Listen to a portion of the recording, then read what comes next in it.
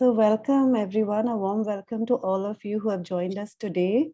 This is the fourth In Conversation with Ignite event, and we are thrilled to have a conversation between Uma Ramakrishnan and Ramaswamy Subramaniam.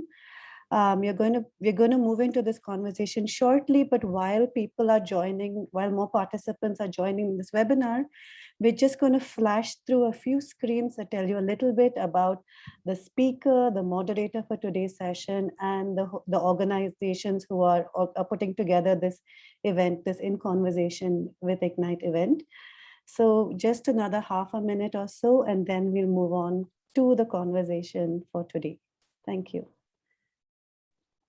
So I think Rams, Uma, it's over to you. You can get started with this conversation. Thank you both very much. Thank you, Shantala. Thank you, IndiaBioscience. Thank you, Ignite Life Science Foundation and Cactus Communications for this. This is the second time I'm moderating, and it's been a pleasure to do this.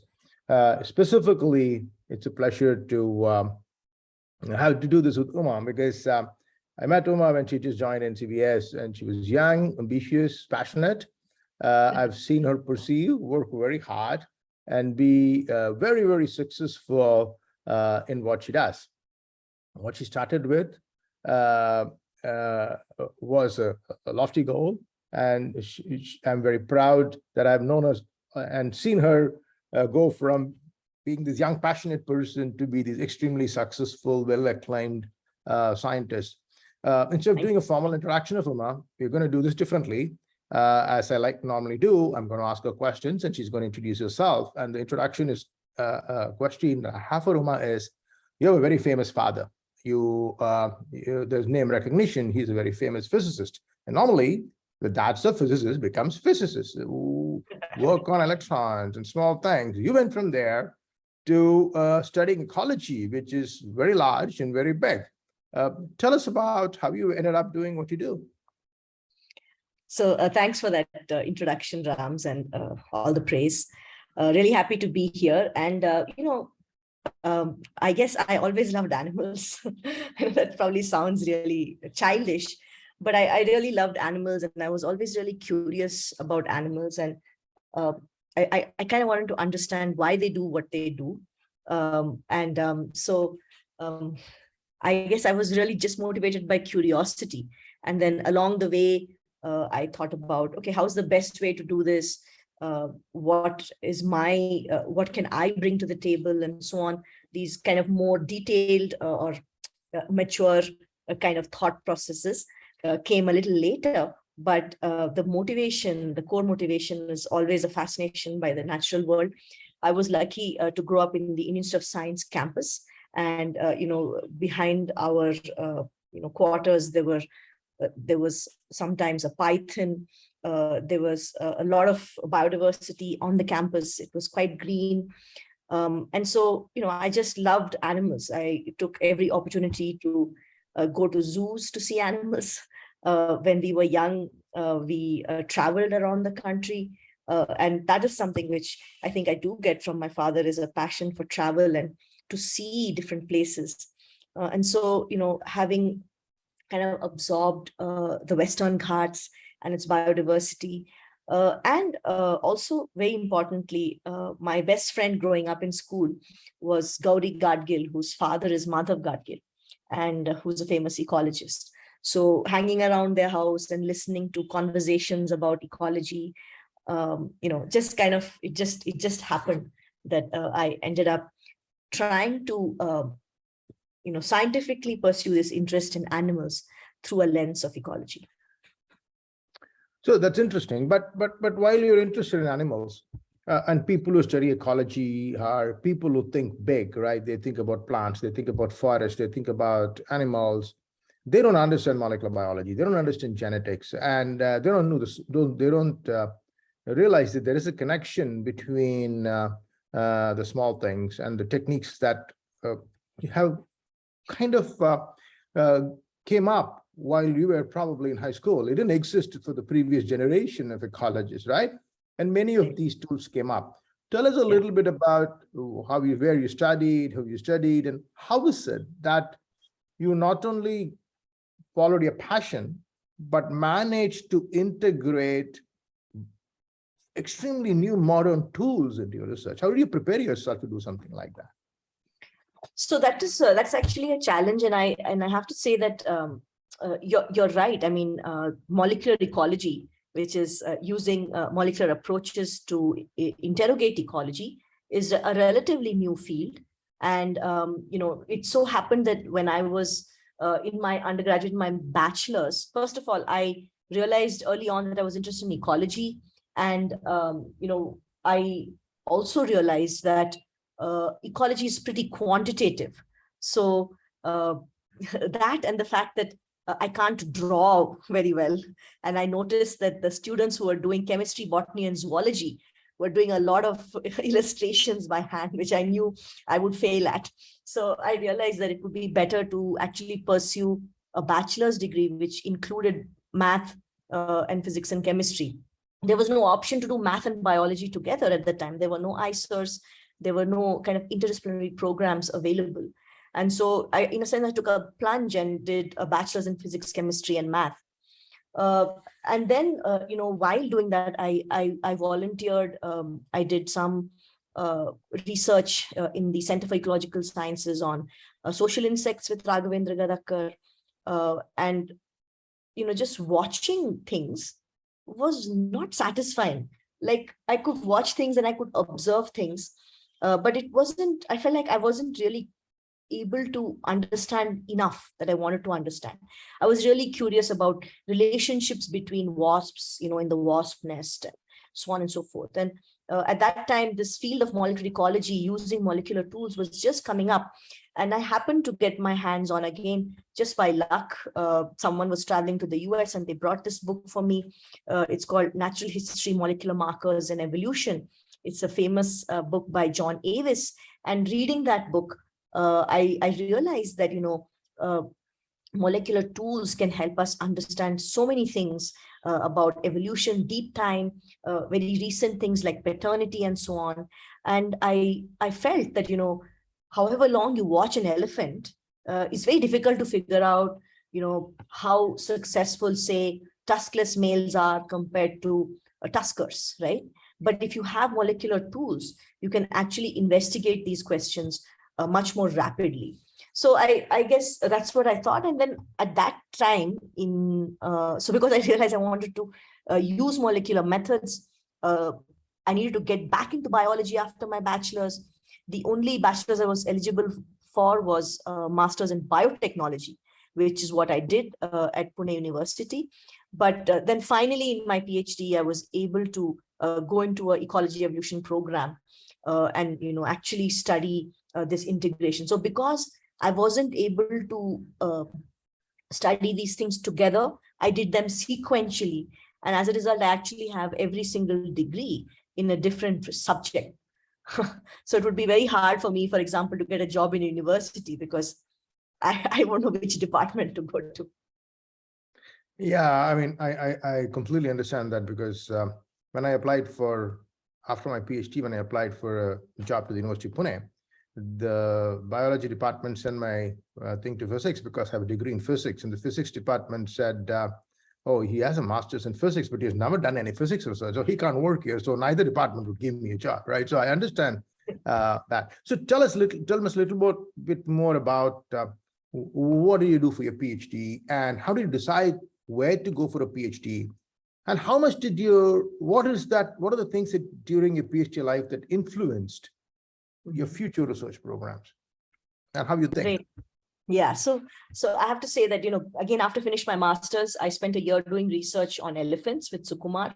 And I was just fascinated by this question of, the makhnas, the tuskless males and the tuskers, and who's mating with whom. Because, okay, so the other thing I should mention is I've always been motivated also by conservation. It's become a very active, much more active field right now. But when I was starting my PhD, it was almost considered too soft to be interested in conservation science.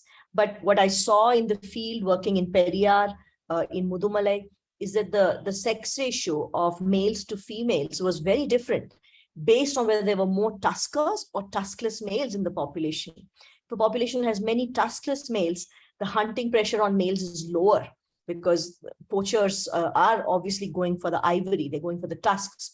And in Asian elephants, only males have tusks, right?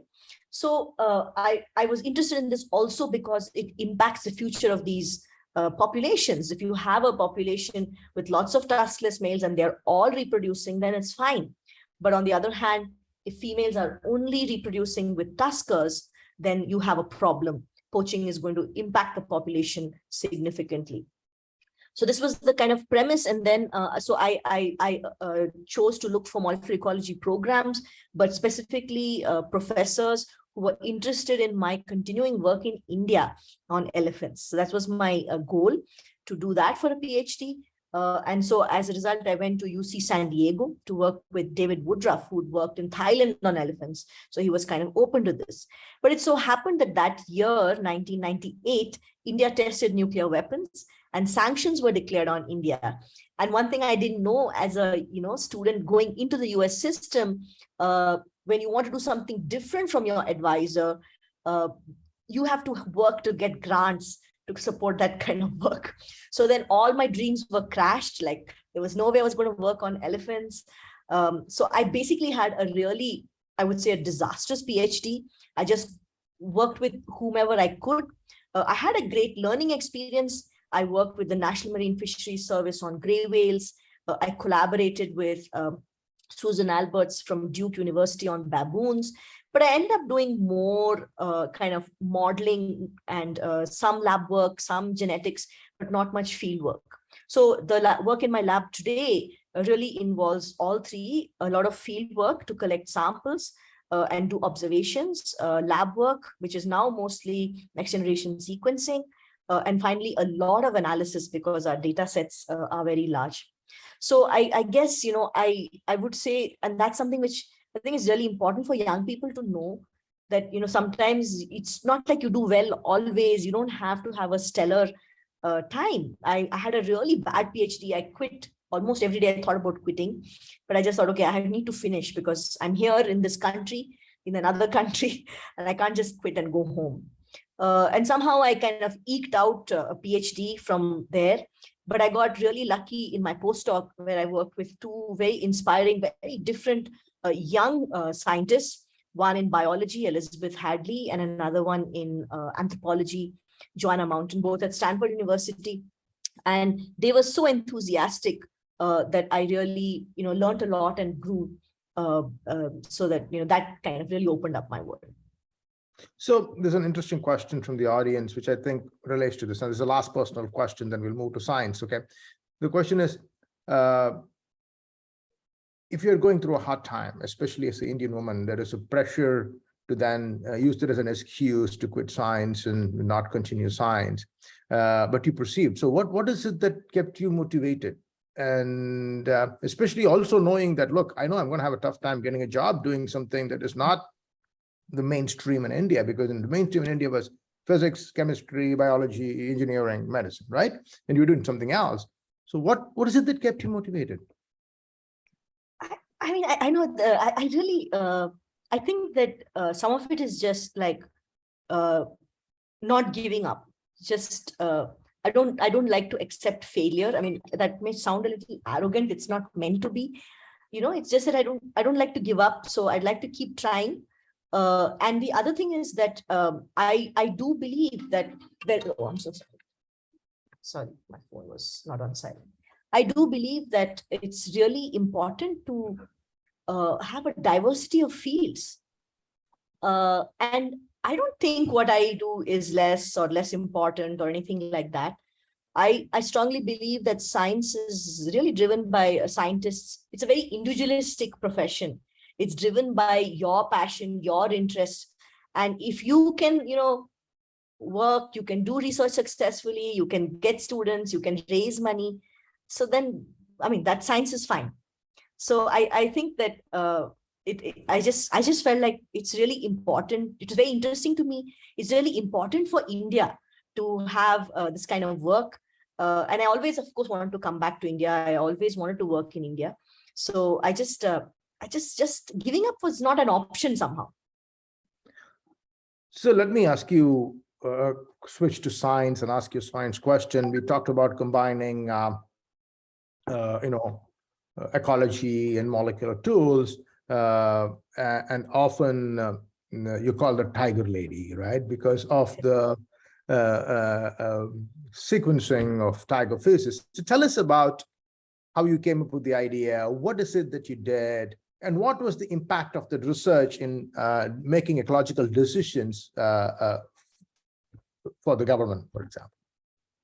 Yeah, so I think the work on tigers was again motivated by I somehow got a job at NCBS. Surprises me still in 2005. I returned in 2005, and just like a few months before 2004, I read a paper about genetic variation of tigers across their range. Tigers exist in 14 countries. And even at that time, a large portion of the world's tigers were in India, but the samples from India were very few in that paper, and they didn't show anything remarkable in terms of genetic variation. So it was a very simple-minded question. How can that be? That seems to be wrong. And so I just thought, it's important to understand how variation is distributed across individuals. And of course, then when I thought about that, why is the sample size small? Well, that particular paper used tiger blood as a source of DNA. Tiger blood is very hard to come by. They're endangered species. Catching them requires a lot of permissions and so on and so forth. So I thought, well, the best way then to move forward is to use non-invasive sources of DNA like fecal samples. And the minute you are in the non-invasive world, you're in a world where what you're looking for is rare, right? So there's a sea of DNA in feces, but it's bacterial DNA, prey DNA, and there's a teeny tiny bit of tiger DNA. So you have to develop methods then to kind of pull out that information. So I've always worked in this realm of poor quality samples.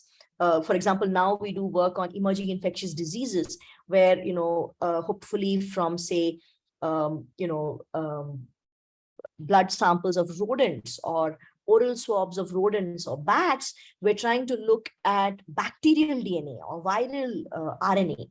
Again, much less in abundance compared to the bat genetic material or the rat genetic material. So then that means you have to use molecular biology. You can't just, you have to use appropriate tools to pull out this low quality information.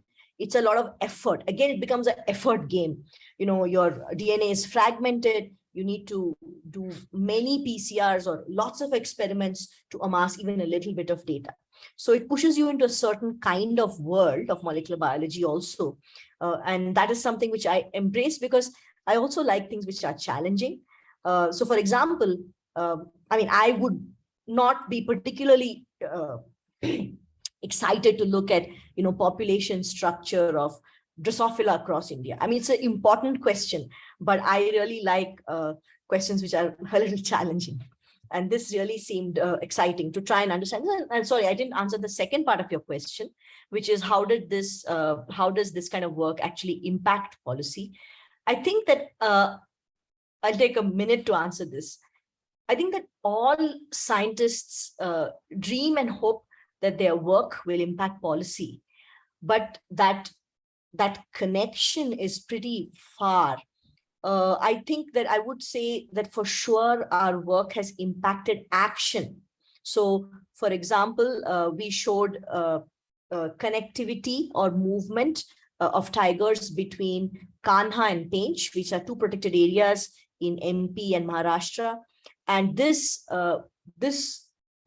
paper was used in court to petition, amongst other studies, to petition for an overpass so that the animals could go under the highway. So the highway between these two was being expanded from a 2-lane to a 6-lane highway.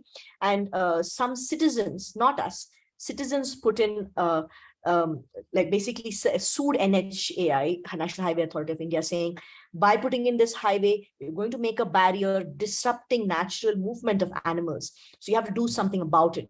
And so this paper was used to show that this is the case. And I think that's a place where science can come in. Without it, you would just say, oh, the animals are moving, but what's the proof? So showing a genetic mixing across these two parks was a good proof to use in court. So those kinds of things we have been able to impact. I think more than that, much is we've built awareness amongst forest departments about genetics itself. So all our papers, they know what inbreeding is now. They know what connectivity is. They didn't think about it earlier. They only thought about numbers, how many tigers we have and so on. So I know that's slightly long-winded, but I think the process of, it's not so easy to immediately impact policy. That's a very big thing.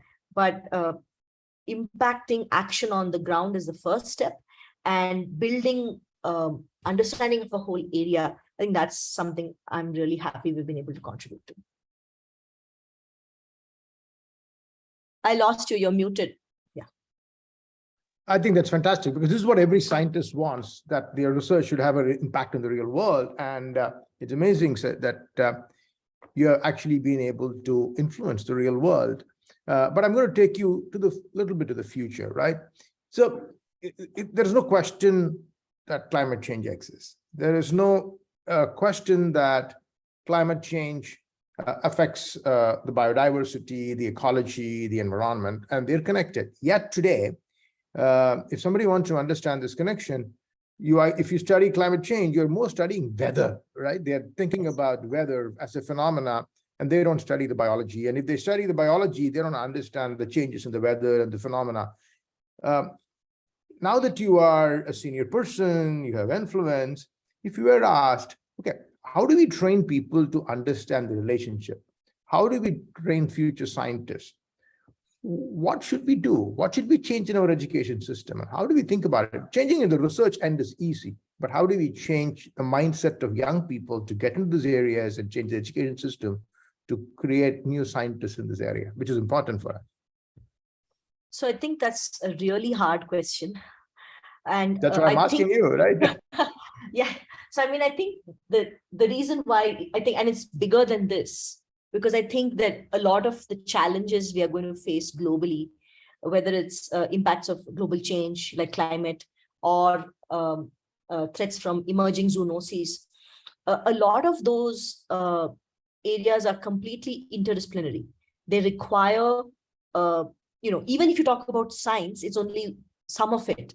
The social sciences aspects, there are so many additional dimensions to all of these problems. They're very complex.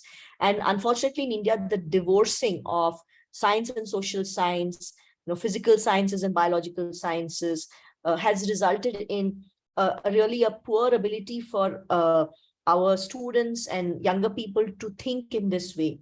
I think there has to really be a mass movement in, capacity building at all levels, whether it's people who have companies, industries, whether it's people who are young professionals, whether it is students, to understand interdependencies in our system, because we don't think about it. We don't think about the future. We think that something which is far away in the future is not very important. And so I think, I'm not sure what I'm saying is clearly, but the first thing is to internalize interdisciplinarity and interdependence of any kind. And after that, whether you're talking about, biophysical parameters and climate change, biodiversity loss, ecology, the connections between them, or, epidemiology, disease ecology, evolution of pathogens, it doesn't matter, because you internally accept that interdisciplinarity and multi-sectoral kind of approach. So in a sense, our approach to education has to change. I'm not sure how that can happen for such a, so many people, but it's a challenge which everybody faces globally. So we have to kind of change how we think about these things at the base. Let me ask this question slightly differently and see how much I can pick your brain.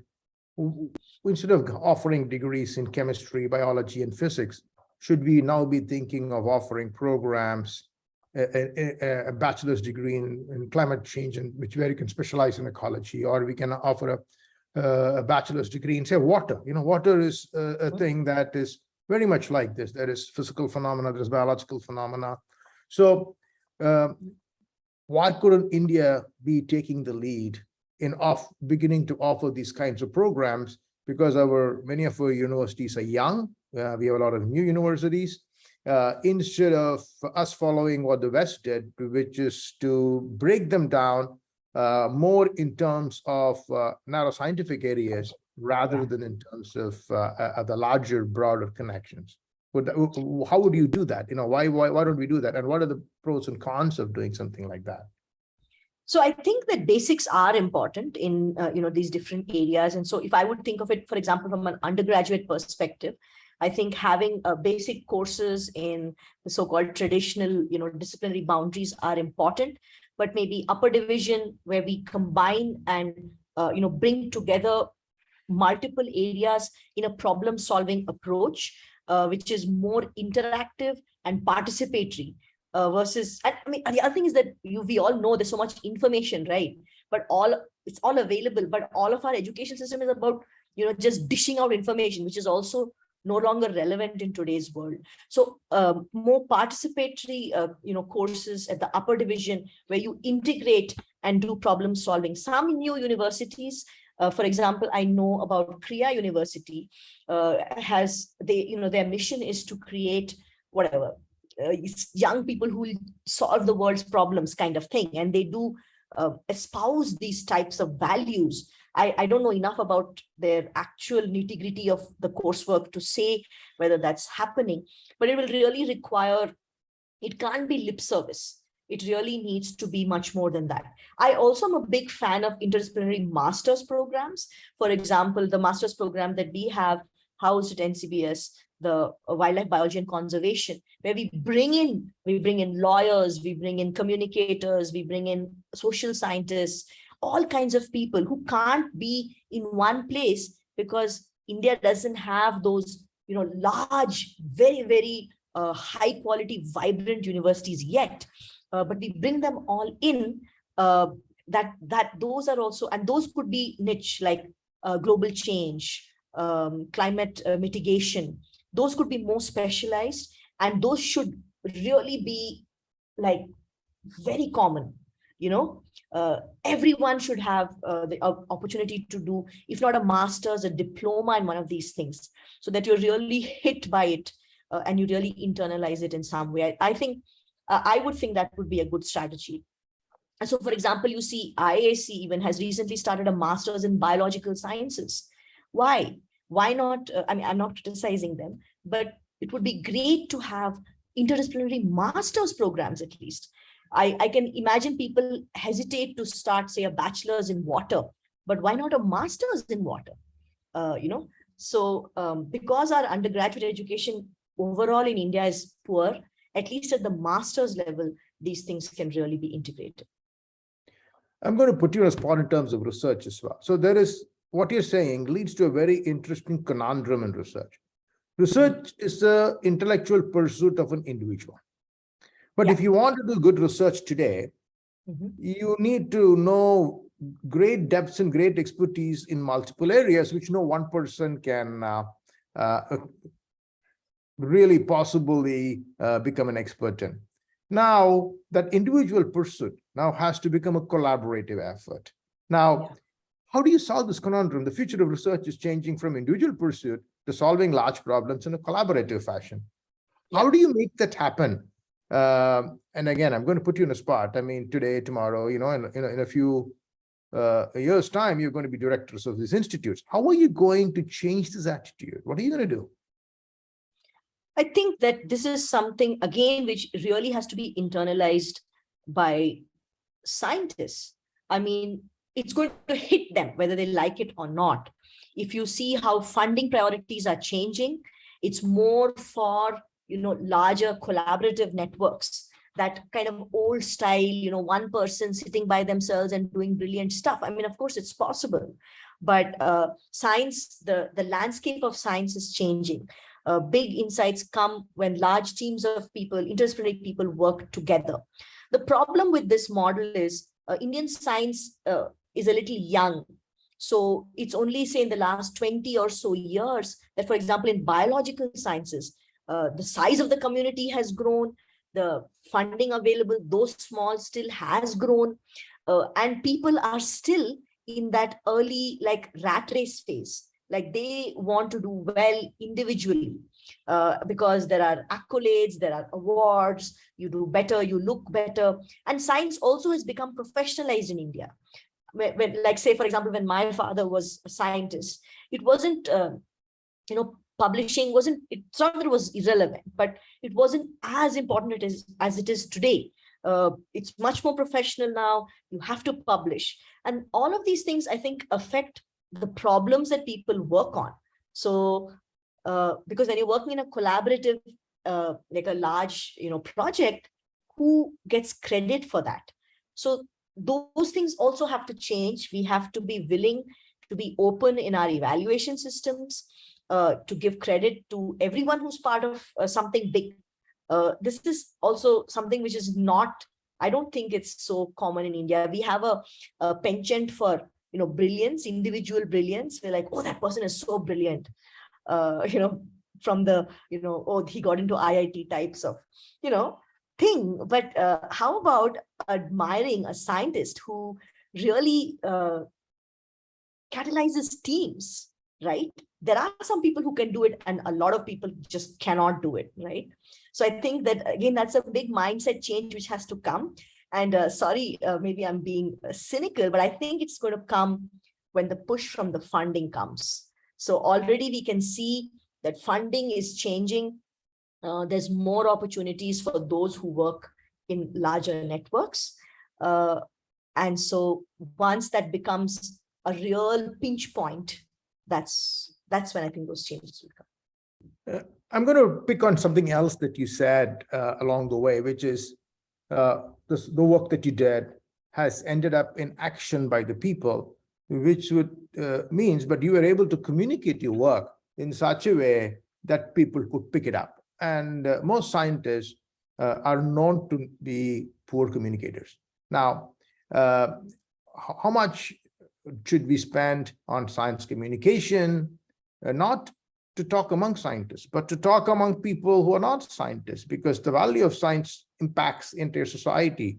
So tell us a little bit about, how did you learn to communicate this way? And what kind of program should be put in place so that all scientists are at least partly as good as Uma in communicating science? Thanks. Thanks for saying that. It's really funny. When I was in my first year of my PhD, one of the comments I got from one of my committee members was that I was a really bad writer. And, I just took that to heart, and I, of course, felt bad about it and stuff. But I think that, well, for me, one of the reasons I do a lot of communication is because the stakeholders, or the people who are most interested often in our science, are the public. Of course, other scientists are interested, but I don't know, maybe if you do a very niche kind of science where people are not really reading your papers, then, maybe your paper is written a different way. But for us, I know that a lot of public read our papers. And so the paper has to be, understandable to anyone. Now, that doesn't mean you dumb it down. I don't really subscribe to that. I think there's a way to communicate such that everyone understands. And I guess the basic premise is that I like people. I like interacting with people. I love interacting with all kinds of people, whether it's the Ola, cab driver, or people in the field. And that situation where I have to communicate with all kinds of people, not just my colleagues. I think that is what has helped me really grow, because then I can listen and, oh, what I'm saying doesn't make sense because of this or whatever. The other thing is, I really believe very strongly in communication, not just as individual scientists. I think that what would be really nice is, for example, in all grants, there's a bit of this happening with SCRB grants now, but it's not emphasized enough. It's couched as outreach, which can be, interpreted in other ways. There should be funds for working with say, illustrators, artists, filmmakers, someone different, because I think that is what really goes much further in terms of numbers. So you can give talks and stuff, but like how many people are going to listen, right? But for example, we once worked with this beatboxer, and he's from the US. He came and he mixed, bird song from the Nilgiris, and he did this beatboxing routine in the Nilgiris, and they were really music. That was like a different thing. And talking about concept of birds, biodiversity, evolution with that music was way more communication than we could have ever done, right? So I think that the good thing about working with others is pushes you outside your comfort zone. And that is very important as scientists. Sometimes I think scientists could be bad communicators because they don't go outside their comfort zone. They don't feel comfortable talking to somebody else, whether it's someone in the cafeteria or it's someone in your family. But I think it's really important to go outside your comfort zone, because you cannot defend your science to all those people who are actually paying for it. You don't have to, but you should be able to. So let me turn this question into a more practical question. Even in a place like NCBS, there is no expectation that people who graduate from there have to at least have a minimum level of ability to communicate their science. Why wouldn't we do that? Why aren't we not doing that? Why are we not insisting that we have prelims to test how deep they know their subject? Why isn't there a minimum qualification for science communication? I think that it's basically not, at the end of the day, it's not valued enough, right? So I think, for example, again, this is changing. So for example, several years ago in NSF grants and so on, there's a request for synergistic activities, which really included outreach and community. This was really long back. But now, for example, if you look at universities, many departments have a position for pedagogy, and they have integrated people who do pedagogy and communication, right? They are with the other faculty. They're not less. They're not communications officers who are temporary people who go away, right? These are scientists and researchers in their own right. So I think that we have to also move towards systems where we really value this. Of course, every scientist cannot be everything. I'm not saying that everybody should be an excellent communicator, a brilliant publisher, raise tons of money. No, there will be people who have better, who are better at communication, who are better at raising funds, who are better at outreach. But I think just as we require that students write a paper, have a first paper to graduate, it would be nice to have a requirement that that paper or some other paper has to be turned into some, like even an op-ed, 700 words, it's nothing. But how many scientists write op-ed in Hindu or Deccan Herald? Almost none, right? So, I've been doing it recently. I also didn't do it, but I started doing it recently, and I realized it's so many people reach out to you, and it may seem very basic to you, but it's actually important. So I think that's one of the other things a lot of scientists feel. So what do I really have to say anyway? I haven't finished my research. I need to finish it and find the truth. But I know that's very important for a paper, but for science communication, it's okay. It's more about telling a story and discussing what you're doing and just increasing awareness. It doesn't have to be the final answer. Yeah, I think storytelling is an art that most scientists don't do very well. I'm going to change subjects. Again, you're a very successful woman scientist, but if you look globally,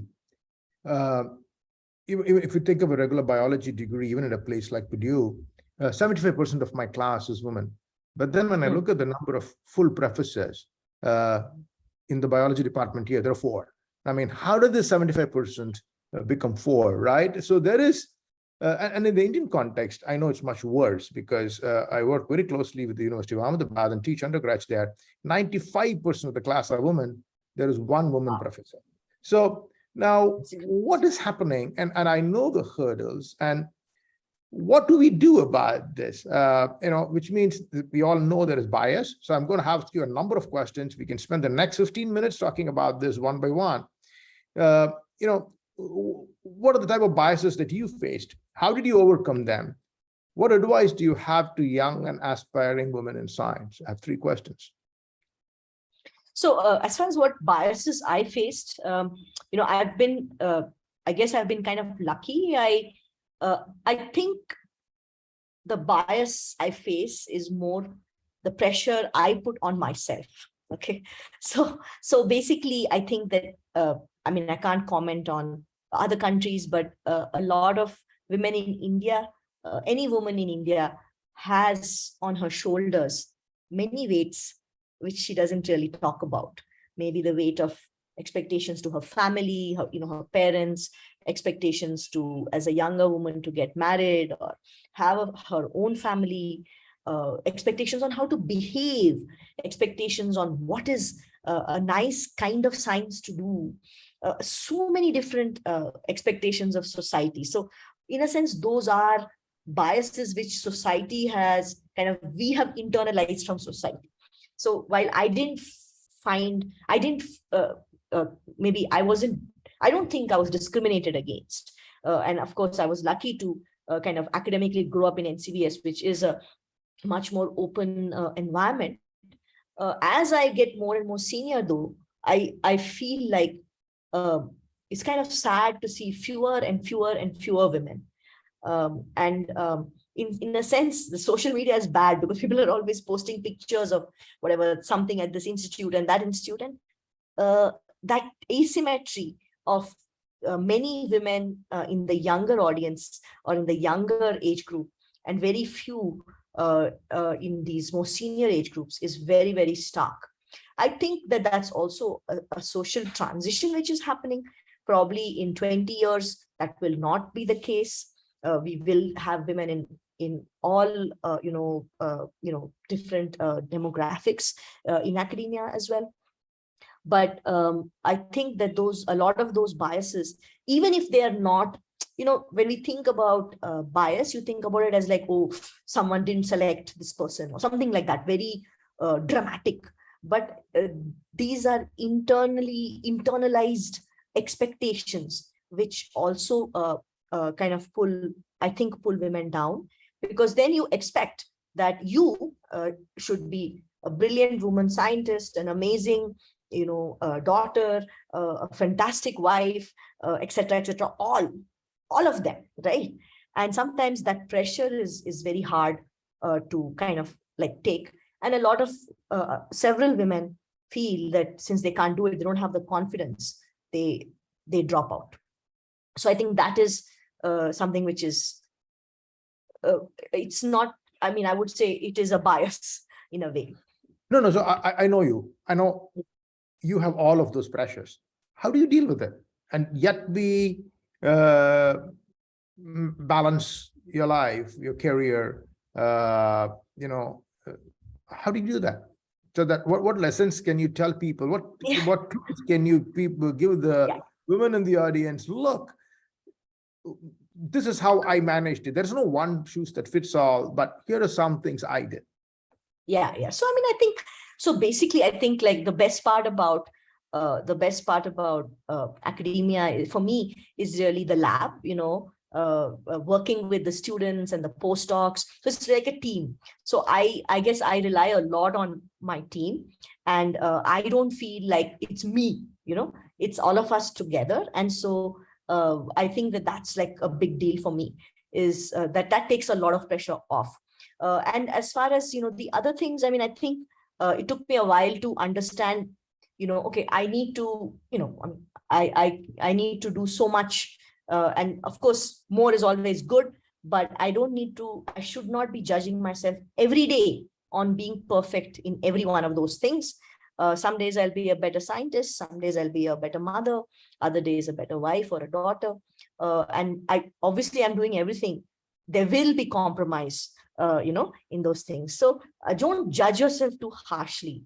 And also don't judge yourself if you want to really excel in your work. I think as many Indian women feel they shouldn't be ambitious. They should not be ambitious. And why should you not be ambitious? Why should you not want to do something, solve something, have an impact? So in the same vein, right, there often, when we talk about bias or pressures on women and why they don't go up the ladder, we reserve our advice to women. And I think the people who create the pressure and the bias are men. And I constantly try to bring this up, but it's very hard discussion because it is a man's world. So what advices do you have for men who are in leadership roles as to, look, you guys have to change the way you think? What changes should happen? I think the larger change has to happen in men. Initially, we focused on women, right? And the conversation that the points that you said are very important. That's about women. But all of those are happening because of I wouldn't call it bias. It's a mindset that men have brought in. So I'm going to ask you, look, as a man, as a person who has been in leadership roles in science, I've always tried to talk to women exactly like what you said, don't worry about it. But how do I change my mindset? What are things I should change so that it doesn't exist? These pressures don't happen, that they can be treated well. So what advice do you have for men in leadership? I think the first thing is to accept that there are many worlds, right? There is a family world. It's not just only work. And I think that at least, initially when I was younger in my career, I felt almost awkward to at work talk about my family. It was almost like a topic you didn't discuss, something like that. And that makes it harder because when you are juggling multiple worlds, something is higher priority one day, another is higher priority another day. First is the acceptance that those worlds exist. And that just because you're prioritizing one world today doesn't mean you don't prioritize science. So I think, and that is like a little bit more of an informal culture. I don't know how to say it, but that people do have lives and kind of accepting this very strict, this is professional world and that's it, right? I don't think that exists. On the other hand, also, of course, the basics are which also are not there in many places. Simple things like making it easier for women to work, like having restrooms and having daycares and stuff like that, and mentoring. I think it's really important to mentor young women, to constantly catch up with them, ask them how are things going. Because sometimes what happens is, and I may be biased, I may be wrong in my impression, but I think sometimes men feel that if you ask someone, they may feel uncomfortable. It's not like that. If they don't want to talk about it, they'll say, I'm fine, right? But I found as I've become more senior, just catching up with faculty, saying, how are things going? Is this a problem? Is that a problem? What do you want to do? What would you like to? What are your dreams? Discussing these things, I think is really important, because then you draw out of the person what their inhibitions might be, what their aspirations might be, what their roadblocks might be, which they've not even articulated, right? They may not know what to ask for to get to those dreams. So that's the one thing. The other thing is, I think that basically people in leadership roles have to accept, or they have to acknowledge, or they have to want to have diversity. If they do not even notice that there is no diversity and say, oh, time will correct itself, then nothing much is going to change. So you have to say that we want, diverse approaches to leadership, We want to have inclusive approaches to leadership. We want to have women in those roles. And I think sometimes you probably have to discuss it with women. Maybe like, is this something you can take on? Why not?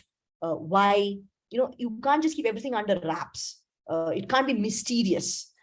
So for example, like if I need to take on something, I need to plan my life, right? Like I need to be able to do that. So I need to plan my life. So I need to think about it. And I found this in many other women. They are unsure about taking up opportunities even because they're not sure whether they actually, would get it. So if they have to reorganize their life to do something, then you should know that you are wanted there, right? Not that you're just competing and fighting somebody else. So I think it has to be a conscious effort to encourage women in leadership. I personally believe that without that, it will be difficult. For example, I mean, you look at the ICERs, IAC has never had a woman director. So many places, right? In general, in medical sciences, there are more women. I was at NIMHANS the other day and I saw there were so many women deans and the director of NIMHANS is a woman. So it might be different based on the field, but biological sciences definitely has a lot of women compared to, say, physics. There are other fields which are much, much worse. So let me ask this. I'm allowed to ask this because, I'm perfectly okay if I'm called a male chauvinist. Now, because this discussion happens among the leadership when it's mostly males in the room, right? Well, yeah. She has a family, and will she be able to spend the 60 hours needed to be the director of this institute, right? Now, that's a bias in a man's head, right? Now, so they look at this and they use that using an active diversity policy is reducing quality. How do you respond to that? I think that's just not possible. Active diversity policies cannot reduce quality. Maybe to allow active diversity policies to succeed, to allow diverse candidates to succeed, you might need to support them a bit more in different ways. You may need to ask them what they need to do this, but I'm sure that like going for the same kinds of people is so boring in leadership roles, then there'll never be any change. But if you have diverse people, they may shake the place up, they may fail at some things, but there'll be some change. And, everything is not going to succeed all the time. So I think it's really important that's what I'm saying. It's an attitude. You have to decide you want something different, not that can they put in 60 hours a week? Maybe this person can put in 50 hours a week and someone can help with 10 hours a week of other stuff, right? But the decision is to have that person, not, can they do this or can they do that? So that's what I'm saying. Those are just excuses. It's like, I'm the presiding officer of the sexual harassment cell, ICC at NCBS. And every time we do a training session, someone comes and says, what about false complaints? There's all these complaints which people make to pull other people down. And the reality is that that's really a very small number. And in reality, there is sexual harassment, there is abuse, but nobody wants to accept it, So that's the kind of thing that people are different. They are diverse. They will do things differently. Are you ready to accept that and embrace it is the question. So we have 3 or 4 minutes left. So there are 2 questions that I normally like to end with a question, but there's a question that has come repeatedly. So I'm going to give you 2 minutes to respond to this. And it's a topic that you and I have talked a lot, passionately and argued. It's about biodiversity, Indian biodiversity laws, on the idea of protectionism versus exploitation. Protectionism use exploitation in order to stop a small percentage exploiting. The government, India has gone the other way. So how much has it affected your work, and how have you managed to wade your way through the biodiversity systems? Oh my goodness, so with a lot of caution. So yeah, so I think I'm that, sorry, we have talked aside, but this is a public one, so I want to see politically yes. correctly, how do you present this? Yeah, so I have to, the work that I do is really hard, not from a science perspective, but really a lot of it from the logistics perspective. Many permissions are involved in everything we do, and we are always, kind of unsure, like, of whether we have enough permissions or not. And, there are days when we feel like it's just better to give up. It's just too complicated. In fact, very recently, there's been a revision of the Wildlife Protection Act, and it's already approved in the Lok Sabha. The suggestion is to put many, many more species onto the act in the schedules 1 and 2. They're basically protected then. And that means that, research on those species, I mean, it's a good thing, right? It's a good thing to protect these species by law, but that means that for research, you have an extra, additional layers of permissions and difficulty. So I think that it's very hard to do research on biodiversity in India. Absolutely no doubt. It's very hard to do large, ambitious projects with mammals, genomics, these kinds of things, invasive samples. All of the things we do, they're very, very difficult. And we have to constantly keep asking for permissions to do this. Imagine if you're a lab researcher and every time the key to your lab is changing, you can't open the door, you can't even get in. So our lab is outside and it's very hard for us to access it. I hope for a time when, but you stop and think about it, but research is critical, right? Without research, you don't know whether those species are doing well or not. There's so little and we just talked about these large interdisciplinary collaborations. Often these are going to be international. So how do we reconcile this desire to do better science, bigger science, exciting science, with the fact that our access to these worlds goes on shrinking? So I don't have the answers to that. It's something which I worry about. And usually, very frankly, I just solve the local problem. Today I have this grant. This is what I need now. Get it done. And I have to say that I will meet anyone, talk to anyone, request help from anyone. I don't care because I need my job done. And I'm not doing something bad. I know that what I'm doing is for my students to do great work and for us to really do science. It's not like I'm getting some benefit out of it. So if I have to go and talk to somebody, please help me do this, I don't mind, I do it. I don't know what I mean, right? Yeah. Last 30-second question is final bits of advice for the young and budding interdisciplinary scientists in the group and the budding young women scientists in the group. You have 30 seconds. Yeah, so just don't give up on your passion and your vision and your dreams. Don't settle for mediocrity.